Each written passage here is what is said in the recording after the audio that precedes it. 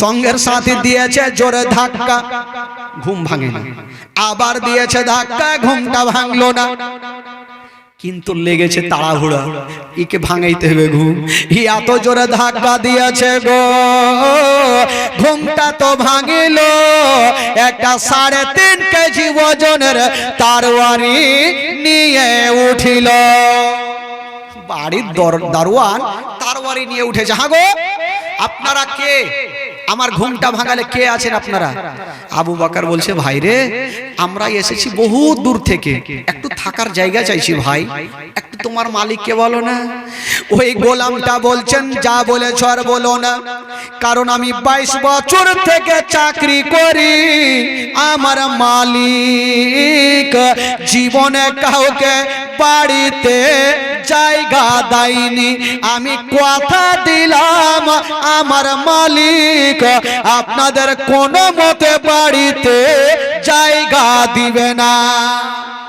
আমি 22 বছর থেকে চাকরি করি, আমার মালিক জীবনে কোনোদিন কাউকে জায়গা দেয়নি, আমি জানি আপনাদের জায়গা দিবে না। আবু বকর বলছে, ভাই রে, একটু বইলা দেখো না, যদি একটু জায়গা দেয়।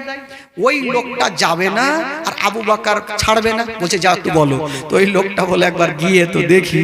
গেল, বলছে, ও গো বাদশা, ও গো আমার মালিক, 2টা লোক এসেছে, একটু থাকার জায়গা চাইছে। বলছে, কোন 2টা? কোথায় বাড়ি? বাড়ি জিজ্ঞেস করেছে? বলে, না করিনি। একটু জিজ্ঞেস করে আসো তাদের বাড়ি কোথায়। দেখেন বাবা, ঘটনা কোন দিকে যায়। ওই গোলামটাকে জিজ্ঞেস করছেন, হাগো আপনারা 2 জন এসেছেন, বাড়ি কোথায়? বলে, আমাদের বাড়ি হলো মক্কা নগরে। এই কথা যেমনই বলতে নাই, গোলামটাকে বলছেন, ও গো আমার মালিক, বাবা গো, বাদশা একটা চেয়ারে বসেছিল। বলছেন, ও গো বাদশা নামদার, যেই 2টা লোক বাইরে দাঁড়িয়ে আছে, এই 2টা লোক অন্য জায়গা থেকে আসেনি, তাদের বাড়ি হলো মক্কা নগরে। যেমন এই কথা শোনা, বাদশা যে চেয়ারে বসেছিল, ওই চেয়ার ছেড়ে দাঁড়িয়ে গেল। চেয়ার ছেড়ে দাঁড়িয়ে গেল। ই গোলামটা চিন্তা করেছে, কারেন্টে হাত দিলে না হয় শর্ট মারে। ই মক্কা নগরের কথা বললাম, ই দাঁড়ালো কেন, কারণটা কি? গোলামটা চিন্তা করছে, ব্যাপার তো কিছু বুঝা যায় না। বাদশা বলল, যাও, যে 2টা লোক এসেছে, ওই 2টা লোককে জিজ্ঞাসা করো তাদের নামটা কি আছে। গোলামটা গিয়ে বললেন, বলো গো, তোমরা 2 জন আছো, নামটা একবার বলো। তখন বলছেন, শোনো গো, আমার নাম হলো আবু বকর। এই কথাটা বলেছেন বাবা বাদশাকে এসে বলছেন, ও গো বাদশা নামদার, যেই লোকটা আছে সেই লোকটার নাম হইলো আবু বকর। যেমন নামখানা নিয়েছে চেয়ারে, বাবা গো, ওই বাদশা চেয়ারের পাশে দাঁড়িয়ে ছিল। আবু বকর নাম শোনার সাথে সাথে চেয়ার থেকে বাবা গো দূরে চলে গেল। গোলামটা ভাবছে কিছু বুঝতে পারি না, নাম নিলাম মক্কার, চেয়ার থেকে দাঁড়ালো, আবু বকরের নাম নিলাম, চেয়ার থেকে দূরে গেল, কারণটা কি? বাদশা বললে, এক কাজ করো, দেরি করো না, বাইরে যেই 2টা লোক দাঁড়িয়ে আছে তাদেরকে আমার ঘরের মধ্যে নিয়ে আসো। বাবা গো, এবার ওই গোলামটা গেল, বলল, ও গো আবু বকর, তোমাদের বাইরে থাকতে হবে না, চলো তোমাদের ঘরে বাদশা ডাকতেছে। আবু বকর চিন্তা করছে, ব্যাপার কি, সূর্যটা উঠলো কোন দিকে, এতক্ষণ বাইরে জায়গা দিচ্ছিল না, আর আজকে ঘরে ডাকছে, কারণটা কি? কোন রকম গেল, আবু বকর গিয়ে নিচে বসতেছিল। বাদশা বলছে, না ও গো আবু বকর, তোমাকে নিচে বসতে হবে না, তোমাকে নিচে বসতে হবে না, আমি তোমার জন্য ভিআইপি চেয়ার খানা ছেড়ে দিলাম। আবু বকর, তুমি চেয়ারে বসো। আবু বকর চিন্তা করছি, ব্যাপার খারাপ, চেয়ারে বসবো তো বসবো কেমন করে, কোন রকম তো বসলো। এবার বাদশা বলল, ওরে আমার গোলাম রে, এই আবু বকরের জন্য একখানা ভিআইপি বিছানা বিছিয়ে দাও। বাবা গো, একটু ধ্যান দেন বন্ধুরা, একখানা ভিআইপি বিছানা বিছিয়ে দিল, ফুল নিয়ে ঘরখানা সাজিয়ে দিল। বাদশা বলছেন, আবু বকর, তোমাকে বাইরে ঘুমাতে হবে না, যাও যাও, তুমি ওই ভিআইপি ঘরখানায় চলে যাও। আবু বকর সঙ্গের সাথীকে নিয়ে ঘরে গেলেন। তো সঙ্গের সাথে যে লোকটা ছিল, এই লোকটা ভিতরে গিয়ে সঙ্গে সঙ্গে দরজা লাগিয়ে দিলেন। ওই লোকটা বলছেন, আবু বকর হুজুর কিছু বুঝতে পারি না, যে বাদশাহ 22 বছর থেকে কাউকে জায়গা দেয়নি, আজকে কত সুন্দর জায়গা দিচ্ছে। গোলামটা বলছে, হুজুর বলা যায় না, ই ভয় করছে, বলছে বলা যায় না। দেখেছেন হুজুর যখন কুরবানির চাঁদ উঠবে, গরুকে নিয়ে কত আদর যত্ন করবে, আর সকাল যখন হইবে তার গলাতে ছোরা চালাইবে। হুজুর এখন আমাদের ফুলের ঘরে ঘুমাইতে দিল, সকাল যখন হইবে হয়তো আমাদের মার্ডার করবে। আবু বকর বলছে, দূর পাগলা, চুপচাপ থাক। ঠিক বাবা, কথা চলছে আর ওইদিকে বাদশা বলল, যা আবু বকরকে ডেকে আনো। দরজা খটখটাইছে, গোলামটাও বলছে, হুজুর দেখেন মনে হয় এখনিকায় ইজরাইল চলে এলো। হুজুর ইজরাইল চলে এলো, দরজা খুলবো না। গোলামটা বাবু কোনো মতে দরজা খুলে না, যদি খুলে দি গলা কাটবে। আদর যত্ন করেছে, ই বাবা দরজা খুলে না। আবু বকর সিদ্দিক গিয়ে দরজাটা খুলেছে। যেমনই খুলেছে ওই লোকটা এসে বলছে, হ্যাঁ গো আবু বকর, আপনারা তো দুইজন ছিলেন, আর একজন কোনটা আছে? ওই লোকটার বিছানে ঘুমিয়ে নাই, চৌকির তলে ঢুকে গেছে। উভয় ঢুকে গেছে, যদি ধরে এলে তাইলে তো মার্ডার করবে আমাকে। যাইবে তো আবু বকর যাবে, আমি যাব না। ওই আবু বকর বলছে, এই পাগলা ভাই, কিছু হবে না, বের হ। ওই লোকটা বলছে, আমি বের হব না, আপনাকে জানা আগে আপনাকে কুরবানি করবে, তারপরে আমাকে নিয়ে যাবে। বাবা গো, আবু বকর সিদ্দিককে নিয়ে গেল, চেয়ারে বসিয়েছেন। আবু বকর সিদ্দিক চিন্তা করছে, আমাকে করবে তো করবে কেটা কি? ওই ভিতর থেকে লোকটা দেখছে, যদি লাগে গলা কাটতে আমি কিন্তু ভেঙে যাবো। বাবা গো দেখেন ঘটনা কোন দিকে যায়। আবু বকরকে ওই চেয়ারের উপরে বসিয়েছেন বাবা, আর ওই কি বলে বাদশাহ আলমারি খুলে দিয়া একখানা পুরানা কিতাব বার করেছেন বাবা, একটা করে পাতা উল্টাচ্ছেন, আমার নবীর চেহারার দিকে দেখছেন, একটা করে পাতা উল্টাচ্ছেন, আমার নবীর হাতের দিকে দেখছেন, একটা করে পাতাগুলা উল্টাচ্ছেন, আমার নবীর কি বলে মাথার দিকে দেখছেন। আমার নবী বলছেন, ওগো বাদশাহ আপনি একটা করে পাতা উল্টাচ্ছেন, আমার চেহারার দিকে দেখছেন, এর কারণটা কিছু বোঝা যায় না। ওই বাদশাহ বলছেন, ওগো বলো বলো আবু বকর, তুমি একটা কথা আমাকে বলো, মক্কা নগরে মোহাম্মদ বলে কাউরি নাম আছে? বলে জি হুজুর। আচ্ছা বলো তার মায়ের নাম কি আমেনা? বলে জি হুজুর। বাবার নাম কি আব্দুল্লাহ? বলছেন জি হুজুর। দাদার নাম কি আব্দুল মুত্তালিব? বলছেন জি হুজুর। চাচার নাম কি আবু তালেব? বলছেন জি হুজুর।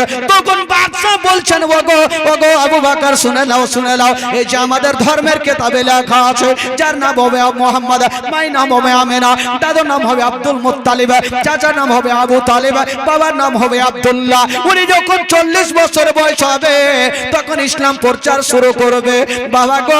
আর সর্বপ্রথম ওই নবীর কালেমা যিনি পড়বে তার নাম হবে আবু বকর। জোরে বলুন, আরো জোরে। যার নাম হবে আবু বকর। ও আবু বকর বলো বলো, আচ্ছা বলো তোমার কি বলে নবীর বয়স কত আছে? বাবা গো আবু বকর বলছেন, আমার থেকে 1 বছর বড়। বলে তোমার বয়স কত? বলে আমার বয়স হলো 39 বছর। তাহলে নবীর বয়স হলো 40 বছর। বলছেন আবু বকর দেরি করো না, তাড়াতাড়ি করে যাও আর তুমি নবীর কালেমা পড়ে মুসলমান হয়ে যাও। বাবা গো আবু বকর দেরি করলেন না, চলে যাচ্ছেন বন্ধুরা, চলে যাচ্ছেন চলে যাচ্ছেন। তবে মুলকে সামের কথা সেইখানে থাকলো, কেউ জানতে পারলেন না, শুধু আবু বকর জানলেন। যেতে যেতে একটা রাস্তাতে জায়গাতে রাত লাগলো, আবু বকর কালো কম্বল গায়ে দিয়ে শুয়ে গেল। এবার একটা ঘুম স্বপ্ন দেখলো, পূর্ণিমার চন্দ্র নেমে আবু বকরের চাদরের মধ্যে ঢুকে গেল। এই স্বপ্নটা কিন্তু দেখলেন, কাউকে বললেন না স্বপ্নের কথা, চলে গেলেন। নবীর বাড়িতে গেল, নবীকে বাড়িতে পাওয়া গেল না। বাবা গো এবার আবু বকর যাচ্ছেন, আমার নবী পাহাড়ের উপরে দাঁড়িয়ে আছেন। আবু বকর যাচ্ছেন, আমার নবী ইশারা করছেন, আবু বকর চলে আসো আমার কাছে আসো। আবু বকর চলে গেল। বাবা গো আমার নবী বলছেন, আবু বকর এসো, আমি তোমার জন্য অপেক্ষা করতেছি। জোরে বলুন, আমি তো তোমারই জন্য অপেক্ষা করছি। আবু বকর কাছাকাছি হলো, বলছে আবু বকর এবার তুমি কলমা পড়ে মুসলমান হয়ে যাও। আবু বকর বলছে নবী গো আমি তো কলমা পড়ার জন্য আসলাম, তো নবীর মানে হচ্ছে একটা গায়বের সংবাদ বাতানেওয়ালা, হুজুর একটা কিছু বলেন না ঈমানটা তাজা হয়ে যাবে। আবু বকর কি বলেন, নবী বলছেন আবু বকর আমি কি তোমাকে শোনাবো, পা থেকে মাথা পর্যন্ত ওই খানকার বাদশা তোমাকে সব বলে দিয়েছে, আমাকে কেন জিজ্ঞাসা করো। আবু বকর চিন্তা করছেন ওটা মুলকেশ আমাকে এত কথা বললো বাদশা, এ মক্কাতে বসে নবী জানলো কি করে, তাহলে ইনি হবে শেষ জামানার নবী। বলছেন আবু বকর এবার কলমা পড়বো। আবু বকর বলছে হুজুর কালমা পড়বো, আমার দিল বলছে একটা কিছু আর দেখান না ঈমান তাজা হয়ে যাবে। দেখাবো, ঠিক আছে। বলছেন আবু বকর বাদশার কাছ থেকে আস্তে আস্তে রাস্তাতে তোমার রাত্রি লাগলো, একটা কালো কম্বল গায়ে দিয়ে শুয়েছিলে, একটা স্বপ্ন দেখলে আকাশ থেকে নূরের টুকরা তোমার চাদরের মধ্যে ঢুকে গেল। যেমন কথা বলতে না আবু বকর কাঁপতে আরম্ভ করলো, ওইটা না হয় আল্লাহ বলা বলেছে, আমি জানি আমার মন জানে, স্বপ্ন আমি সত্য দেখেছি, আসমানের চন্দ্র আমার কি বলে চাদরের মধ্যে ঢুকে গেছে, এটা খবর জানলো কি করে, ইনি হবে শেষ জামানার নবী। বলছেন ইয়া রাসূলুল্লাহ আমি আবু জেহেলের কথা শুনবো না, উতবা সাইবার কথা শুনবো না, আবু জেহেলের কথা শুনবো না, ইয়া রাসূলুল্লাহ আপনার কদমকে চুমে আমি কালেমা পড়ে নিতে চাই। আমার নবী মুস্তাফা বাবা গো সর্বপ্রথম আবু বকর সিদ্দিককে মধুমাখা কলমা শরীফ পড়ায়া দিলেন, লা ইলাহা ইল্লাল্লাহ, জোরে লা ইলাহা, আরো জোরে লা ইলাহা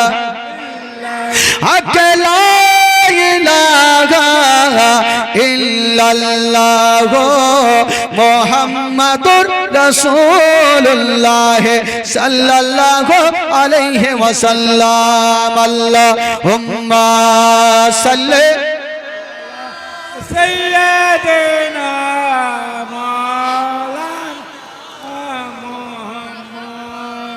আলা আলে সাইয়্যিদিনা ওয়ালা আলে মাওলানা মুহাম্মদ সাল্লাল্লাহু তাআলা সাল্লাম। একবার গোটা মাজমা হাত তুলে বলে দিন সুবহানাল্লাহ। আরো জোরে বলুন ইয়া রাসূলুল্লাহ, বলুন ইয়া হাবিবাল্লাহ। নারে তাকবীর, নারে রিসালাত, নারে হায়দারি, মাসলাকে আলা হযরত। আচ্ছা আপনাদের ঘুম লাগছে নাকি ভাই? ঘুম লাগছে? ঘুম লাগে না? যাদেরকে ঘুম লাগছে একটু হাত তুলে দেখান তো ভাই। আগে মাশাআল্লাহ, তাহলে মুশকিল ব্যাপার। আচ্ছা যাদেরকে ঘুম লাগছে হাত তুলেন, হাত তুলবেন, তার মানে বুঝে গেল আর ছাড়বেন আজকে নাকি? ছাড়ের উপায় নেই, ছাড়বে।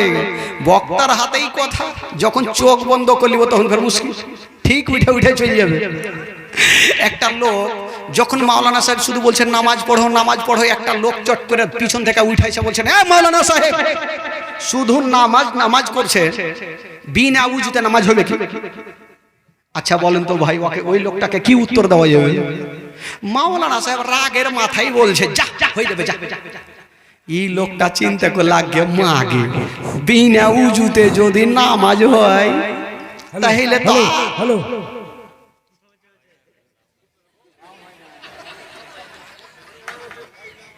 এই তো মুশকিল ব্যাপার। আমি ভাবছি কে তাল মারতে লাগলো, মাঝে মধ্যে তালও মারছে। হ্যাঁ তো কি বলে একবার মোহাম্মতে বলুন সুবহানাল্লাহ, আরো জোরে বলুন। ওই লোকটা বলছে যে বিনা উজুতে যখন নামাজ হবে তো ঠান্ডার দিনে কত আরাম, পানি ধরবো না নামাজ হবে। ওই লোকটা ফান করে চলে যাচ্ছে, মাওলানা সাহেব ডাকছে এই শোন। মাওলানা সাহেব চিন্তা করলে এই লোকটা যদি একে ভুল ভাল মশলা দিই তো জীবনে উজু করবে না, বিনা উজুতে নামাজ পড়তে যদি পাই তাহলে ছাড়বে জীবনে কেউ। এই লোকটাকে ডেকে বলছে শোন, বিনা উজুতে নামাজ হবে না রে বাবা। তো আপনি যে বললেন, বলে উজু যদি করতে না পারেন তাহলে তাইয়াম্মুম করে নামাজ পড়তে হবে। তাইয়াম্মুম বুঝলেন তো? তাইয়াম্মুম যদি আপনি অসুখ আছেন, পানি ধরতে আপনার অসুবিধা হচ্ছে, তাহলে এই যে ঢালগুলা নিয়ে মাঠে ঢালগুলো থাকে না, মাটিগুলো, ওই মাটিগুলো নিয়ে তাইয়ামুম করে নামাজ পড়তে হবে, এটা হচ্ছে মশলা আমাদের। তো ওই লোকটা চিন্তা করলো, আমি সারা জীবন ওয়াসুকের বাহান দিব আর তাইয়ামুম করে নামাজ পড়ু। গেল নিজের বিবিকে বলছে, ও বিবি, রহিমের মা, বলে কি হলো? বলে এক কাজ করো, নতুন মশলা শিখাইছি, তুমি যাও আর মাঠে থেকে সুন্দর একটা ঢেল আমার বিছানাতে রেখে দিও, সকাল যখন হবে তাইয়ামুম করে নামাজ পড়তে যাব। তো বিবিরও মনের আনন্দ হইলো যে স্বামী যখন প্রথম নামাজি হবে, তো বিবির তো মন খুশি আছে। বিবি গেল ঢেল খুঁজতে, মাঠে গেছে, পায়ে কাঁটা লেগেছে, বিবির মিজাজ খারাপ। থাম, দেখছি তোকে। ও ঢেল নিল না ভাই, বাড়ি চলে আসলো, আর ওই রান্না ঘরে ঢুকেছে আর রুটি পাকা খোলা এসে উল্টা করে রেখে দিয়েছে। খোলা বুঝলেন? খোলা কি বলে আপনাদের ভাষাতে? আজকে চিন্তা করেন, যদি নবী না আসতেন দুনিয়াতে, আমরা এই পবিত্র সভাতে বসে থাকতে পারতাম ভাই? একটু জোরে বলুন, পারতাম? পারতাম না। আমরা যে বসেছি আমার নবীর সাদকাতে এই সভাতে বসতে পেরেছি। আমার আল্লাহ বলছে, নবী গো, এবার তুমি ডাইরেক্ট ইসলামের দাওয়াত দাও, ইসলাম প্রচার করো। আমার নবী একদিন ডাক মারলেন, একটা পাহাড়ের উপরে উঠে ডাক মারলেন, সবাই চলে এসেছেন। আবু জেহেল, আবু লাহাব, উতবা, সাইবা, যারা নবীর দুশমনেরা ছিল সবাই হাজির। আমার নবী পাহাড়ের উপরে দাঁড়িয়ে, এরকম লোক সবাই বসে আছে, কেউ কোনো কথা বলে না।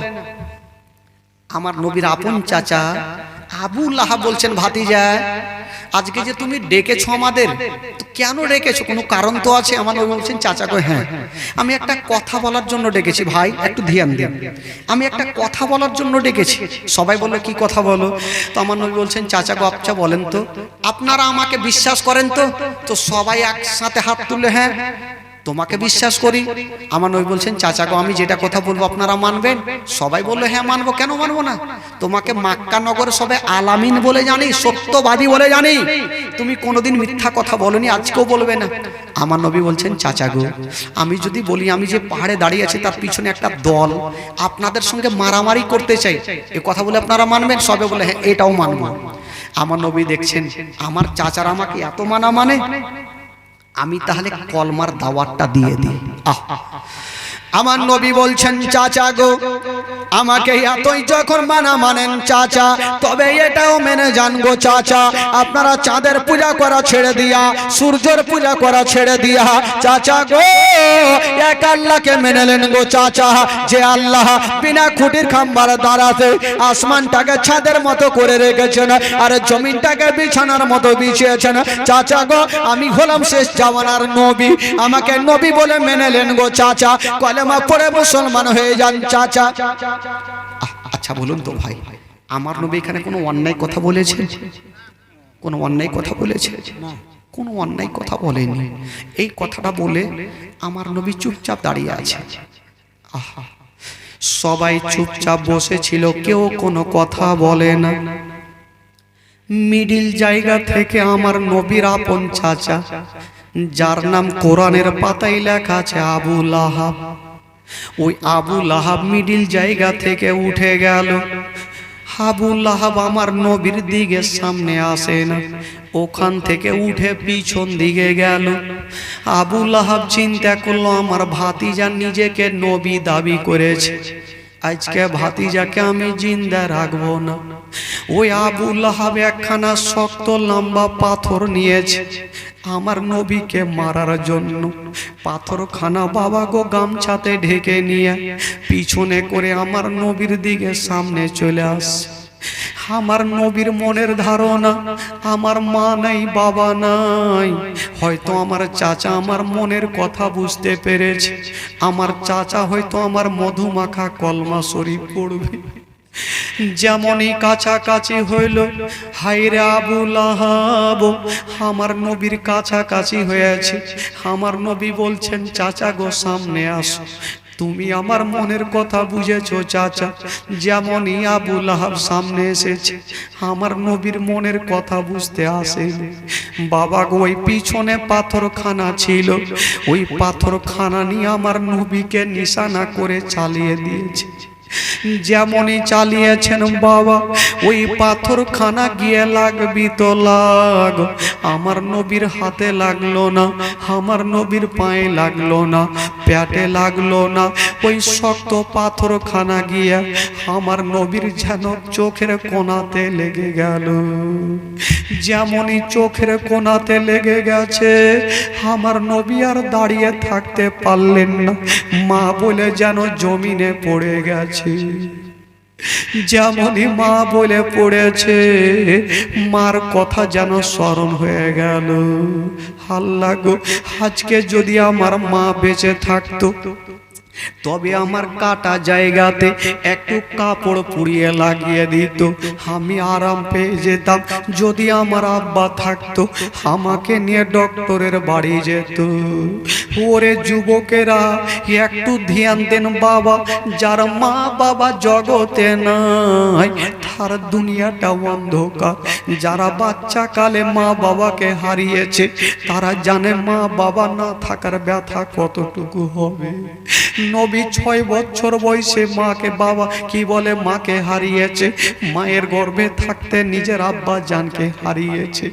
আজকে আমার নবী ইসলামের দাওয়াত দিয়েছে, চাচা নিজের চাচা হয়ে আমার নবীকে পাথর মেরেছেন বাবা। আমার নবীর চোখের কোণা দিয়ে ঝরঝর করে রক্ত। আমার নবী দাঁড়িয়ে থাকতে পারে না, জমিনে পড়ে গেছে। কিন্তু খোদার কসম, এক ফোঁটা রক্ত আমার নবী মাটিতে পড়তে দিচ্ছেন না। সাদা জামা আমার নবী সমস্ত রক্ত জামাতে নিচ্ছে, সাদা জামা আমার নবী রক্ততে রঙে গেছে। আমার নবী মা মা বলে কাঁদছে। মা নাই, মা গিয়ে জড়িয়ে ধরবে, আব্বা নাই, আব্বা গিয়ে জড়িয়ে ধরবে। বাবা গো, যখন আমার নবীকে পাথর মেরেছিল, যত লোকজন ছিল সবাই পালিয়ে গেছে, কিন্তু 2টা লোক এখন পর্যন্ত পালাইনি। কে 2টা? একটা হলো আমার নবীর আপন চাচা আবু লাহাব, আর একটা হলো নবীর সব থেকে বড় দুশমন আবু জেহেল। 2 জন দাঁড়িয়ে আছে, দেখছে আমার নবীর দুনিয়াটা ছেড়েছে কিনা। ওরে যুবকেরা, যে নবী না হলে আসমান জমির সৃষ্টি হতো না, যেই নবী না হলে পাহাড় পর্বত সৃষ্টি হতো না। ওই নবী পড়ে আছে। আবু জেহেল বলছে, ওরে আবু লাহাব, তুমি নবীকে কেমন করে পাথর মারলে? নবী তো দুনিয়াটা ছাড়েনি। আবু লাহাব, এক কাজ করো, তুমি একখানা গামছা নিয়ে আসো, নবীকে বাঁচিয়ে রাখবো না। গামছা কি করবে গো? নবী কপালে হাত দিয়ে চোখের কোণাতে হাত দিয়ে আছে, কিন্তু হাতের পাশ দিয়ে টস টস করে রক্ত ঝরছে, ঝরঝর করে রক্ত ঝরছে। আবু জেহেল বলল, আবু লাহাব গামছা নিয়ে আসো। একখানা ঘর থেকে গামছা নিয়ে চলে আসলো। ওই গামছাখানা কি করেছিল? আমার নবী যেই জায়গাতে মা মা বলে কাঁদছে, আবু জেহেল দৌড় দিয়ে গেল আর গামছাখানা নিয়ে আমার নবীর গলাতে এইভাবে ফাঁস দিল।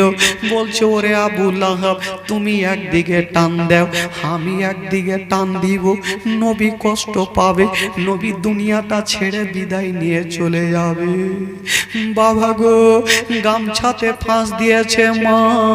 ভাই বাবাজি চিন্তা করে, যদি কাউরি গলা চাপা যায় গো, বলুন তার দিলখানা কেমন করবে? আমার নবীর চোখের কোণা দিয়ে ঝরঝর করে রক্ত ঝরছে। যখন গলাতে ফাঁস দিয়েছে, একদিকে আবু জেহেল টানছে, একদিকে আবু লাহাব টানছে। আমার নবী মুখে কথা বলতে পারে না, শুধু হাতের ইশারা করছে, চাচা গো, চাচা গো, আমাকে কষ্ট দিও না চাচা। আমার মা নেই চাচা, বাবা নেই চাচা, আপনি হচ্ছেন আমার আপন চাচা। চাচা গো, আমাকে কষ্ট দিয়েন না চাচা, আমি সহ্য করতে পারি না।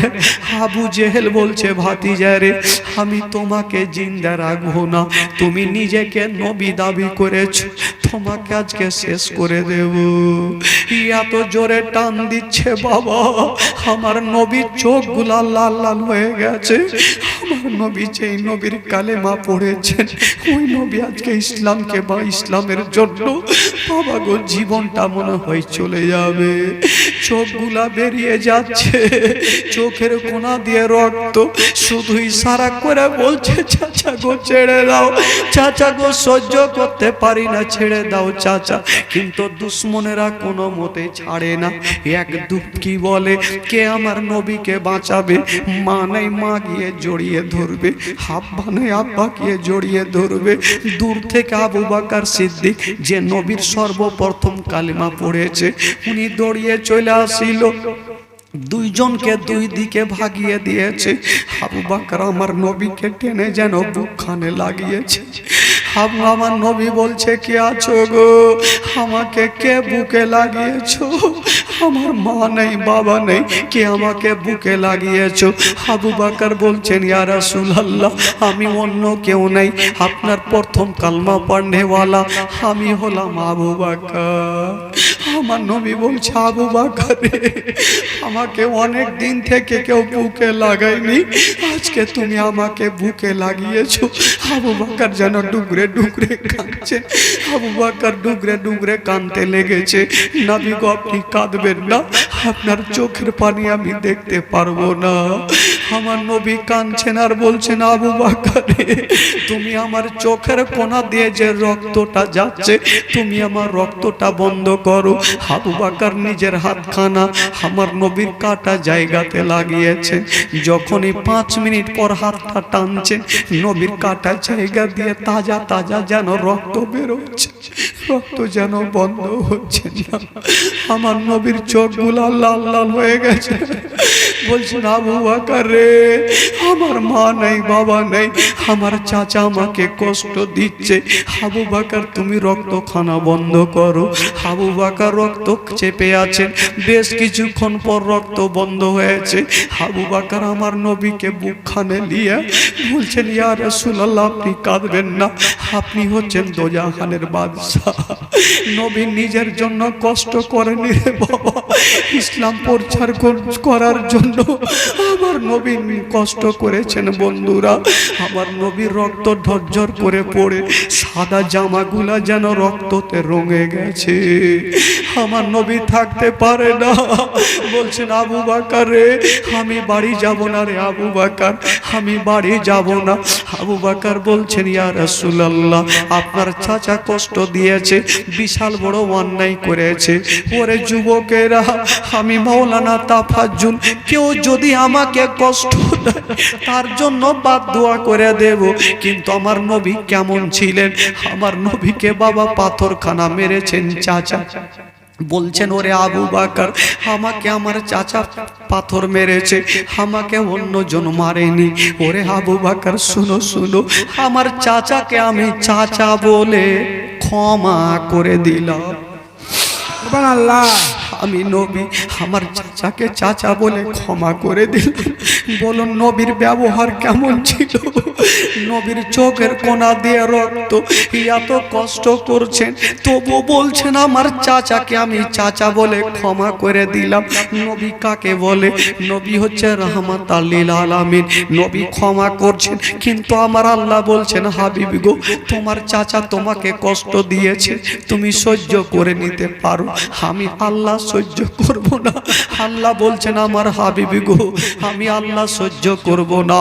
আল্লাহ বলে বান্দা বান্দি রে, যদি বদলামি করবি আমার সাথে কর, আমার নবীর সাথে করলে আমি সহ্য করব না।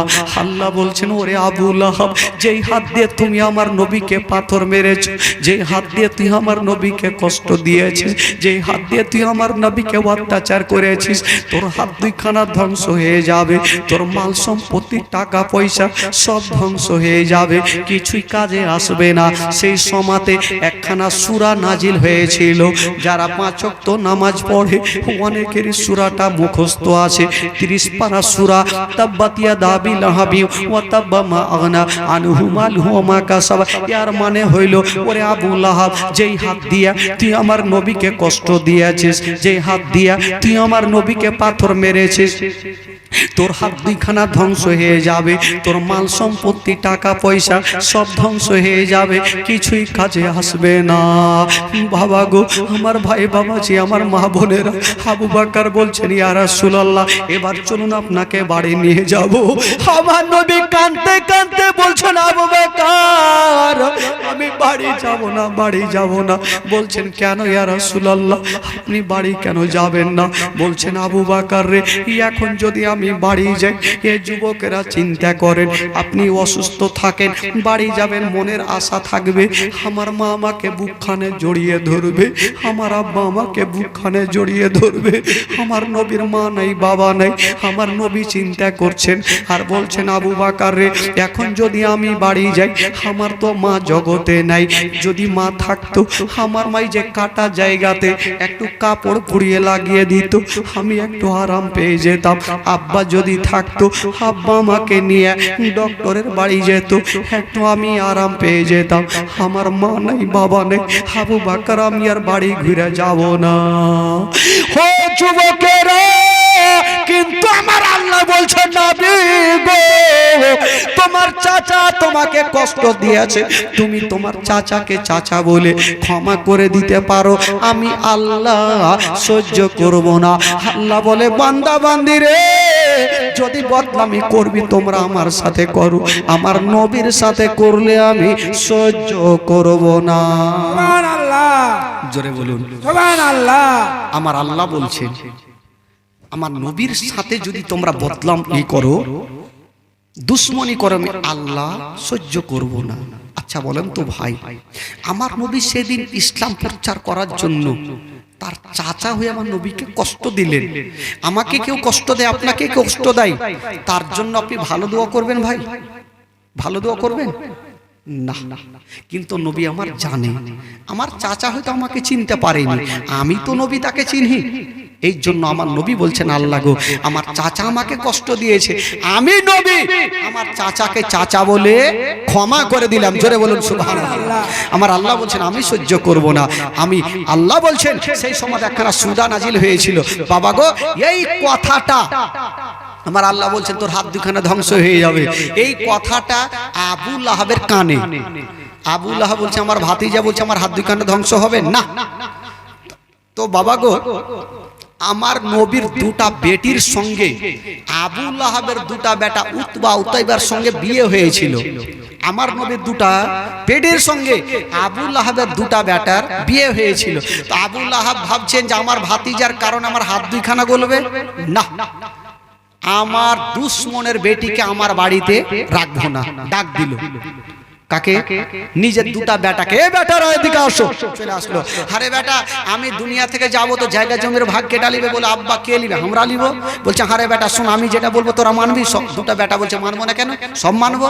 বলছে, বেটা শোন, ওই নবীর দুটা বেটিকে ভাটা ভাট তোরা তালাক দিয়ে দে। বেটা গোনারা ভাবলে, এত সুন্দর বিবি, তালাক দিয়ে দিব, বাপের অর্ডার হয়েছে দিতে হবে। তো একটা বেটা ভালোভাবে তালাক দিলেন, আর একটা বেটা আমার নবীর নাম ধরে গালি দিয়ে তালাক দিলেন। দুটা বেটি কাঁদতে কাঁদতে আমার নবীর কাছে হাজির। আমার নবী বলছেন, বেটি কি হয়েছে বলো? বলছেন, আব্বা গো, আপনার জামাইরা তালাক দিয়েছে, তার জন্য চলে আসলাম। আমার নবী বলছেন, বেটি রে, তুমি একটা কথা শুনে নাও মা, আমার জামাই তোমাদের তালাক দিয়েছে, তোমরা চোখের পানি ফেলিও না মা, আমি তোমার আব্বা এখনো বেঁচে আছি রে মা, আমি যতদিন থাকবো রে মা, তোমাদের কোনো কষ্ট হতে দিব না। জোরে বলে, কোনো কষ্ট হতে দিব না। বাবা গো, দুটা বেটিকে আদর করে রাখলেন। হাজার হইলো বাপ কখনো বেটিকে ফেলতে পারবে? পারবে না। তো দুটা বেটিকে রাখলেন। আমার নবী লক্ষ্য করে দেখছেন, একটা বেটি হাসি খুশি বাড়িতে থাকে, আর একটা বেটির চোখের পানি সব সময় ঝরে, পানি শুকাই না। আমার নবী ডেকে বলছেন, মা, তোমাকে তালাক দিয়েছে তার জন্য তুমি কাঁদছো? বলছেন আব্বা গো আমায় তালাক দিয়েছে তার জন্য কান্দি না। বলো বেটি তুমি কাঁদছো কেন বলো? বলছেন আব্বা গো আমাকে তালাক দিয়েছে তাই আমার কোনো দুঃখ নাই।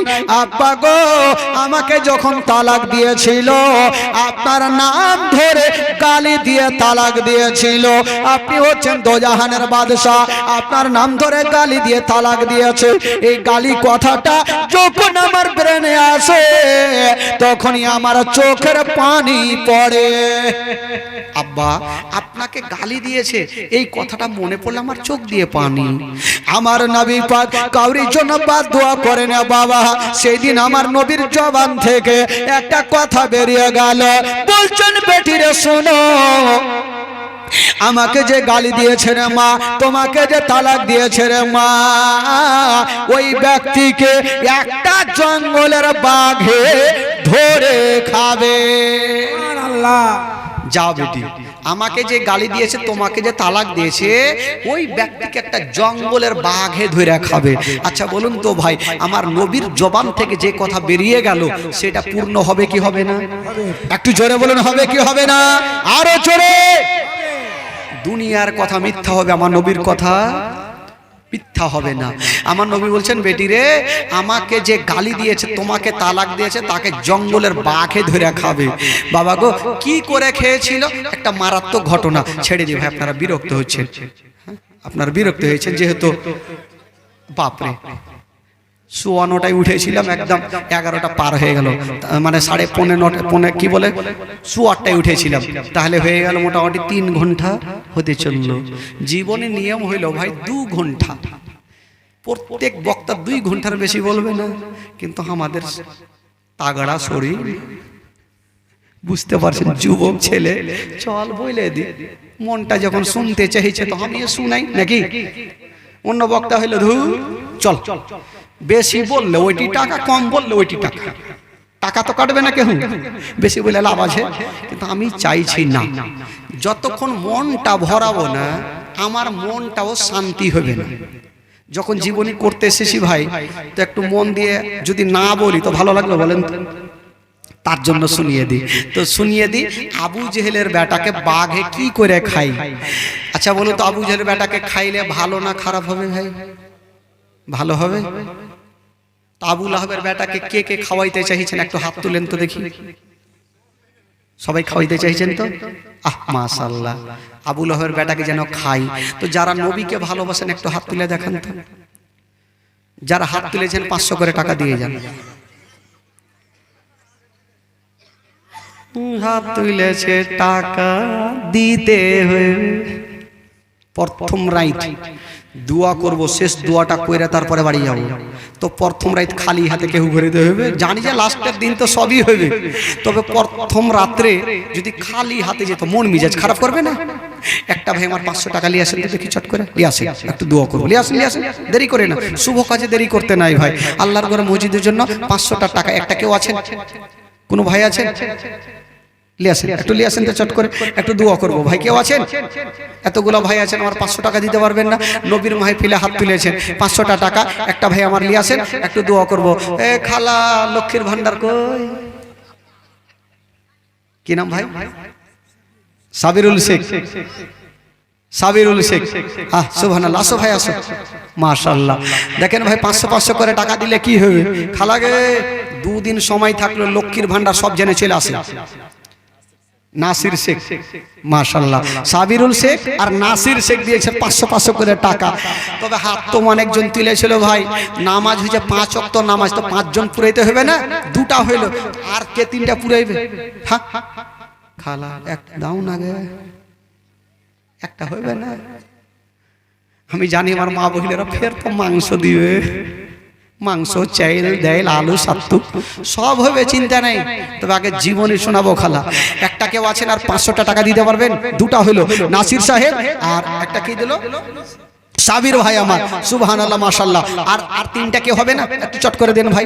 এদিক থেকে আমার মা একটা কেউ নাই, কালকে দিয়েন খালা 500টা টাকা, একটা কেউ হাত তুলেন তো, কালকে দিন, আজকে লাগবে না খালাগে, মাগে, বুবুগে, নানিগে, শোনাগে, একটা কেউ নেই? কালকে দিয়ে, 1 মাসের টাকা দিয়ে দিলে কি হবে? কিছু হবে না খালা। আছেন আপনাদের মধ্যে কেউ আছেন একটা 500 টাকা দিতে পারবেন? আজকে লাগবে না, আপনি কালকে দিয়ে, আমি জানি আজকে নিয়ে আসেননি, কালকে দিয়ে দিন, একটু লিখে দেবে। বলেন তো ভাই 500 টাকা আছেন কেউ? একটা কোনো ভাই হবেন? উঠান দেখে একটা মহব্বতে, কোন যোগ্যময় যোগ্য বেটা এই পবিত্র সভাতে 500 টাকা একটাকে উঠান দেখি। জোর করবো না ভাই, আজকে যেহেতু প্রথম রাত্রি, প্রথম জীবনী, ইনশাআল্লাহুল আজিজ মন থেকে প্রাণ থেকে চেয়েছি ভাই, নামাজ হলো 5 ওয়াক্ত। হ্যাঁ, কি বলে, ফজর জোহর হয়ে গেল, আসর মাগরিব আর ঈশা বাকি থাকলো। হ্যাঁ, তবে জোহর হইলো, আসরের টাইম এমন কে জানেন, যদি আপনার ইন্তিকাল হয়, হ্যাঁ কি বলে, আপনার মাটি যদি হয় সকাল টাইমে, তো কবরে যখন সওয়াল ও জবাব হবে তখন টাইম থাকবে আসরের টাইম। জোরে বলুন সুবহানাল্লাহ। আসরের টাইম তো কত মূল্যবান টাইম, এই টাইমটা তো আপনি দিতে পারবেন না 500 টাকা? কেউ নাই? গে মাগে কাঞ্জুস হয়ে গেছে। আরে খালারে সোনারে, দেখেন তো আমার খালা ভাবছে যে যখন কহিছে তো লক্ষ্মীর ভান্ডার দিয়ে 500 টাকা দিয়েছে আমার খালা। এদিক থেকে কাঞ্জুস খালা কেউ নেই, এদিকে লক্ষ্মীর ভান্ডার 2500, 2500 মৌলবীর বেতন তো 2500 নেই। আগে মাগে যদি সবাই 1 মাস করে টাকা দেয় তো নিয়ে যেতে পারবো ভাই? 2500 একটা মাসে টাকা পেলে কিচ্ছু হবে না খালা, সবাই দিবেন। 2 দিন বাকি থাকলো, আজকে লিছি না, আজকে ছেড়ে দিলাম, মাফ করে দিলাম। আমি জানি আজকে কেউ লিয়ে আসেন, যেটি লিয়ে আসেন মেলাতে খাই শেষ করে দিয়েছেন। হ্যাঁ, তবে 3টা হইলো, আর 2টাকে হবে না, আসর হইলো। ফজর জোহর আসর হয়ে গেল, মাগরিব আর ঈশাটা থাকলো ভাই। মাগরিবের টাইমে দেখবেন সব সময় নামাজি বেশি থাকে, হবে না ভাই? আর একটা কেউ 500 টাকা নেই? এই যুবকেরা একটা দিতে পারবেন না ভাই? যদি আজকে না নিয়ে থাকেন আপনি কালকে দেন। খালাকে একটা কেউ আছেন, খালা সোনা মা কইয়া মা, একটা কেউ হবে নাকি খালা? এতগুলো আমার মা বহিনেরা আছেন, একটা কেউ নেই 500 টাকা দিতে পারবেন না খালা? একটু ইশারা করেন তো দেখি, যে মাওলানা সাহেব আপনি যখন বলছেন আমি 5 জনকে পাবো তখন একটু দোয়া করব, সবারই জন্য দোয়া হবে, একটা কোনো মাই দিক থেকে থাকবে না, 500 টাকা লাগবে মা, বেশি লাগবে না, একটু ইশারা করেন দেখি। আছেন কোনো মা? কালকে দিয়েন, আজকে লাগবে না, কালকে দিবেন মাগো, কষ্ট করে কালকে দিয়েন। এই যে একটা আমার সোনা ভাই চলে আসছে, আহারে কি নাম ভাই? মহবুল শেখ। মহবুল শেখ, সুবহানাল্লাহ। দেখেন বেরাদার, মহবুল শেখ উড়ে দিয়েছেন 500 টাকা। আচ্ছা, লাস্ট থাকলো ইশারের নামাজ পড়ে, সুবহানাল্লাহ। সব থেকে বেশি হচ্ছে ইশারের নামাজের কত রিকাত আছে ভাই? 17 রিকাত, সব থেকে বেশি। তো নেকিও বেশি পাবে তাহলে। আর একটা হবে না লাস্টের সময়? একটা দিয়ে দেন, দোয়া করব, তারপর আবু জেহেলের বেটাকে কি করে বাঘে খাইবে, মারাত্মক ঘটনা বলবো। একটা হবে না, এদিক থেকে ভাই কেউ নেই, হাত তুলেন, কালকে দিয়ে বাকি থাকবে। একটা হবে না কেউ? ও খালা একটা নাই মাগে, এত সুন্দর করে মা বলছি তো দিদের ময়া হয় না, কালকে দিয়ে একটা কেউ হন তো দেখি, ইনশাআল্লাহুল আজিজ। একটা কোনো ভাই লিবো তাহলে, না হলে জীবনই ছাড়বো না, সকাল হয়ে যাবে, জীবনই ছাড়বো না, দিবেন। আচ্ছা, ওই দিক থেকে একটা নাই, ওই দিক থেকে তো আমার মোটা ছোটা ভাই গেলে বসে আছে, একটা পাঠান তো বাইরে, একটা পাঠান। এদিক থেকে আর মা একটা মা হইল, আর কেউ নাই খালাগে। কি হবে 1 মাসে টাকা 2500 দিলে গে? কিচ্ছু হবে না, কষ্ট কইরা দিবেন, সারা জীবন নেকি হইতে থাকবে। কারণ আল্লাহর ঘর মসজিদে একটা ইট পর্যন্ত যদি লাগিয়ে দেন, তো যতদিন পর্যন্ত থাকবে আপনার নেকি চালু থাকবে। তো ভাই গো, শেষের সময় 500 টাকা দিতে পারবেন না? শেষের সময় একটা কোন খোদার বান্দা, লাস্ট সময় একটা কোন যোগ্যময় যোগ্য বেটা মার জন্য 500 টাকা তুলেন, ইনশাআল্লাহুল আজিজ দোয়া করব। একটা কেউ আছে, হাত তুলে দেন। না আছে আপনি বাকি লেখান, আপনি কালকে দিয়ে মাগো, আপনাদের মধ্যে যদি কেউ পারে মাগো আপনি একটু দিয়ে পাঠিয়ে দেন, ইনশাআল্লাহুল আজিজ। আমার ভাই বাবাজি, আমার মা বোনেরা, তবে ভাই আমার 4 জন ভাই 500 করে টাকা হয়েছে, একটা চলে আসছে, হারে সোনারে কলজারে দৌড়িয়ে আসে রে ভাই রে, মন মানে না, দৌড়াও না রে ভাই। তুমি দিলে, হ্যাঁ তোমার নাম মান্নান শেখ, তোমার ভাই দিয়েছে তো তুমি দাও 200 টাকা। নাই কাল দিবা? কাল দিবা তো কটি করব? 200 করব। বিয়ে হয়েছে ভাই? হয়নি? 500 টাকা দাও, কাল বিয়ে হয়ে যাবে। বিয়ে করবা না? তো মুশকিল ব্যাপার, কইছে বিয়ে করব না, টাকা না দেওয়ার কারণে কইছে বিয়েই করব না। আচ্ছা ইসমাইল ভাই আমার কালকে 200 টাকা দিবে, মাশাআল্লাহ। যাকে ভাই 5 জন চেয়েছিলাম, 5 জন পেয়ে গেলাম। দেখেন সুবহানাল্লাহ, মাশাআল্লাহ। দেখেন বারাদার, আরে দিল সবারই থাকে না ভাই, দান সবাই করতে পারবে না, যার দিল আছে না সেই দান করতে পারবে। আশা করি এই গ্রামের মধ্যে হামরুলের মধ্যে আমি জানি সবাই দিলওয়ালা আছে, কারণ সামনেবার আমি দেখে গেছিলাম যে বাপরে দান নিতে আর পারি না, কার কাছে নিব কার কাছে ছাড়বো ঢুঁড়ে পাই না। তো শেষের দিন আশা করি সবাই দিবে, সবাই জানে শেষের দিন শেষ দোয়া, শেষ ফাতিহা হবে, সবাই দিবে। তো যাকে আজকে শুধু ইশারা করলাম একটু দোয়া করার জন্য, সকলে একটু হাত তুলে দোয়া করুন, আল্লাহু আমিন। রব্বুল আলামিন মাওলা গো, এই পবিত্র সভাতে বসে মাওলা গো, রব্বুল আলামিন মাওলা 500 করে টাকা কয়েকজন দিয়েছেন মাওলা গো, 5 জন ভাই আমার দিয়েছেন মাওলা। রব্বুল আলামিন মাওলা একজন ভাই আমার 200 টাকা দান করেছেন আল্লাহ। আল্লাহ যে আশা নিয়ে দান করেছেন মাওলা, প্রত্যেকের দানকে তুমি কবুল করে নাও মাওলা। রব্বুল আলামিন মাওলা গো, আমার ভাই বাবাজি আমার মা বোনেরা যে আশা নিয়ে দান করেছেন মাওলা, প্রত্যেকের দানকে কবুল করে নিয়া প্রত্যেকের মনের বাসনাকে আল্লাহ তুমি পূরণ করে দাও রব্বুল আলামিন মাওলা গো। তাদের মধ্যে যদি কেউ দুনিয়া থেকে চলে গিয়ে থাকে মাওলা, তাদেরকে তুমি জান্নাতবাসী করে দিও মাওলা। তাদের ব্যবসাতে তারা কি করে দিও মাওলা, তাদের বাড়ি থেকে অসুস্থ থাকে মাওলা, তাকে তুমি সুস্থ বানিয়ে দিও। আমিন আমিন সুম্মা আমিন। বাহাকে লা ইলাহা ইল্লাল্লাহ মুহাম্মাদুর রাসূলুল্লাহ সাল্লাল্লাহু তাআলা আলাইহি ওয়াসাল্লাম। আল্লাহুম্মা সাল্লি আলা সাইয়্যিদিনা মাওলানা মোহাম্মদ ওয়ালা আলে সাইয়্যিদিনা ওয়ালা আলে সাইয়্যিদিনা মাওলানা মোহাম্মদ সাল্লাল্লাহু তাআলা আলাইহি ওয়াসাল্লাম। একবার মোহাব্বতে বলে দিন সুবহানাল্লাহ, আরো জোরে। আবু লাহাবের বেটাকে বাঘে খাওয়াবো ভাই, খাওয়াবো না? ওকে না খাওয়াইলে মন শান্তি হবে। তুই নবীকে গালি দিবি, নবীর বেটিকে তালাক দিবি, তোকে বাঘে কি করে খাই? তো আবু লাহাবের মাগে ইসমাইল শেখ 200 টাকা বাকি রাখলে দিয়ে দিলে যে একটা হলে ভাই এবার বিয়ে করবে, বুঝা গেল। দেওয়ার মানে হলো মৌলভী সাহেব আর বিয়ে করব। সুবহানাল্লাহ। বেরাদার ইসলাম বন্ধুগণ, বাবাজি আমার ভাইরা, এবার চা দিবে নাকি ভাই? এবার দাও, আর মানা করবো না, আমার টাইম শেষ হয়ে গেছে। বেরাদার বন্ধুগণ, আবু লাহাবের বেটাকে কি করে বাঘে খেয়েছিল শুনলেন ঘটনা। আবু লাহাব যখন শুনতে পেল, আবু লাহাব জানে আমার ভাতিজা যেই কথা বলছে সেটাই তো হয়ে যাইছে। আমার ভাতিজা বলেছে আমার বেটাকে বাঘে খাইবে, জিন্দেগিতে আমার বেটাকে বাঘকে খাইতে দিব না। তো বেটাকে কদিন আলমারিতে ভরে রাখবি? রাখ তুই বেটাকে আলমারিতে ভরে, একটা বেটাকে কদিন বাড়িতে রাখবে? বেশ কিছুদিন পর আবু লাহাবের বেটা ব্যবসা করার জন্য যাচ্ছেন বিদেশে। তো আবু লাহাবের বাপ কি বলে, আবু লাহাব বলছে বেটার বন্ধুগুলাকে, আমার বেটার বন্ধুরা, আমার ভাতিজা বলেছে আমার বেটাকে বাঘে খাইবে, তো তোরা তো অনেকজন আছিস, আমার বেটাকে ভালো করে নিয়ে যাবি, বাঘ যেন আমার বেটাকে খাইতে না পারে। বন্ধুগুলা বলছেন চাচা আপনি চিন্তা করবেন না, আপনার যেমন পেয়ারা বেটা আমাদের হলো পেয়ারা বন্ধু, আমরা সাথে করে নিয়ে যাব, আমরা জীবনে বাঘকে খেতে দিব না, আমরা সাথে করে নিয়ে যাবো, কেমন করে বাঘে খাই দেখবো। চলে যাচ্ছে ভাই, যেতে যেতে যেতে যেতে একটা বিশাল বড় জঙ্গলে রাত লাগলো।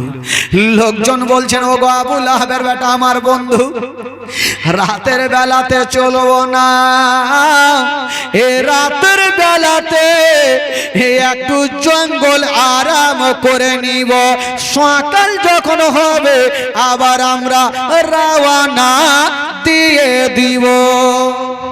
ওগো বন্ধু রাত্রে চলবো না, একটু ঘুমিয়ে যাও, সকাল যখন হবে তখন চলে যাবো। বলো ঠিক আছে। তো সবাই একটা গাছের তলাতে শুয়ে যাচ্ছে। তো আবু লাহাবের বেটার বন্ধুরা ভাবছে যে আবু লাহাব বলেছে আমার বেটাকে বাঘে খাইবে, তো যদি বন্ধুকে আমরা এখানে রাখি গাছের তলায় তো বাঘ চলে আসতে পারে, ধরে ফেলবে। তো কিসের আগ্রহ, যতগুলা মাল ছিল সমস্ত মালকে থাক লাগাতে লাগাতে লাগাতে অনেক উঁচা করেছে। আর বলছে আমার বন্ধু তুমি ওই মালের ওপরে চেপে যাও, বাঘ যদি চলে আসে তোমাকে দেখতে পাবে না। আবু লাহাবের বেটাকে বলছে বন্ধু চেপে যাও, হুলমানের মতো লাফিয়ে চড়ে এলো, চড়ে ঘুমিয়ে গেছে। সবাই গাছের তলাতে ঘুমিয়ে গেছে। ও যুবকেরা, আমার নবী যেই কথা বলে দেয় সেই কথা পূর্ণ হয়ে যায়। আমার আল্লাহ বলছে না ওরে জঙ্গলের বাঘ দেরি করো না, তাড়াতাড়ি করে যাও, আমার নবী যেই কথাটা বলে দিয়েছে কথাটা পূর্ণ করে দাও। বাবা গো, এবার জঙ্গলের বাঘ দেরি করলো না, ফাসাদ মারতে মারতে পৌঁছে গেল গাছের তলাতে। যারা যারা শুয়েছিল প্রত্যেকের কাছে বাঘ গেল আর নাক লাগায়া শুনতে আরম্ভ করে দিল। প্রত্যেকের কাছে বাঘ নাক লাগিয়ে লাগিয়ে শুনছে। আবু লাহাবের বেটা কোনটা, কপালে তোর লেখা নেই যে চিনে যাবে। বাঘকে জিজ্ঞেস করা হলো ওরে বাঘ রে, তুই কোন কলেজে পড়েছিস, তুই কোন স্কুলে পড়েছিস যে নাক দিয়ে তুই চোরকে ধরবি? বাঘ বলছে শোনো গো, যে নবীর বেটিকে তালাক দেয়, নবীকে গালি দেয়, তার মুখখানা খব্বিশের মতো গন্ধ করবে, এই জন্য আমি নাক দিয়ে শুঙে শুঙে চোরকে ধরতেছিলাম। যে নবীকে গালি দিবে, নবীর বেটিকে তালাক দিবে, তার মুখখানা খুব বিষের মতো গন্ধ করবে, এই জন্য নাক দিয়ে শুঙে শুঙে চোর ধরছিলাম। যারা যারা শুয়েছিল প্রত্যেকের কাছে বাঘ গেল, নাক লাগিয়ে শুঙেছে না বাবা, আসামি পাওয়া গেল না। আসামি নেই, আবু লাহাবের বেটা তো নিচে নেই, তো বাঘ চিন্তা করছে ই মাল এত দূরে কুণ্ঠে গেছে, একবার যাই দেখি। বাঘ এত জোরে লাফ দিল বাবা, ওপরে পৌঁছে গেল। যেমন শুনেছে ভাই, আসামি পেয়ে গেল, আসামি পেয়ে গেছে।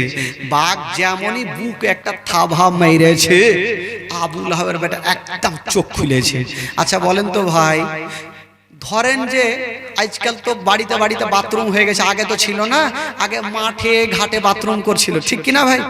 তো যদি চিন্তা করেন আপনি বাথরুম করছেন আর পিছনে ঘুরে যদি দেখছেন যে বাঘ দৌড়িয়ে চলে আসছে, আপনি বলেন তো আপনার লুঙ্গি ঠিক থাকবে ভাই? থাকবে? লুঙ্গি কুণ্ঠে যাবে, থাক জান বাঁচা। বাঘ যেমনই আবু লাহাবের বেটার বুকে একটা পা চাপিয়েছে, আবু লাহাবের বেটা চোখটা খুলেছে না বাবা, আর বাঘ দেখে বলছে বাপ রে, ও তো বাঘ দেখে ফেলেছে। বাঘ বলছে আর কি বলে, আর বাপ বলার সময় নাই, মা বলার সময় নাই, তুই নবীকে গালি দিয়েছিস, নবীর বেটিকে তালাক দিয়েছিস, এবার মরার জন্য তৈরি হয়ে যা। ওই বাঘ বন্ধুরা আবু লাহাবের বেটার বুকে একটা থাবা মেরে দিয়েছে না বাবা, আর বুকটা ছিঁড়ে দিয়া কলেজাকে টান মেরে বাহির করে জমিনে ফেলে দিল। বাঘ চলে যাচ্ছে না, আর বলছেন ওরে আবু লাহাবের বেটা শোনো শোনো। ওই বাঘ বলছেন ওরে আবু লাহাবের বেটা শোনো শোনো, এই বাঘ কাল কিয়ামত পর্যন্ত যদি না খেয়ে থাকে তবুও রাজি, কিন্তু তোর মতো দুশ্মনের রক্ত মাংসে বাঘ খাবে না। বাঘ যদি কাল কিয়ামত পর্যন্ত না খেয়ে থাকে তোর মতো দুশ্মনের রক্ত মাংস খাবে না। কারণ যে নবীর বেটিকে তালাক দেয়, নবীকে গালি দেয়, ওই বাঘ বলছে তোর রক্ত মাংস পর্যন্ত খাবো না। একটা বাঘ পর্যন্ত আমার নবীকে চিনতে পারে, জোরে বলুন বাবা গো। এবার আবু লাহাব বেটা শেষ হয়ে গেল। লোকজন সকালে ঘুম ভাঙলো, বন্ধুকে নামা। যেমনই বন্ধুকে নামাচ্ছে, বন্ধু আছে, বন্ধুর কলেজা আউট নাই। বাবা গো, এই কথাটা পৌঁছে গেল আবু লাহাবের বিবির কানে। আবু লাহাব তো বদমাস ছিল, তার বিবি আরো বদমাস। কেতাবে লিখছেন আবু লাহাবের বিবির নাম ছিল জামিলা। কি নাম ছিল? জোরে বলুন কি নাম? সামনে বছর মনে থাকবে? থাকবে বলে ঘোড়া ডিম থাকবে, থাকে জীবনে।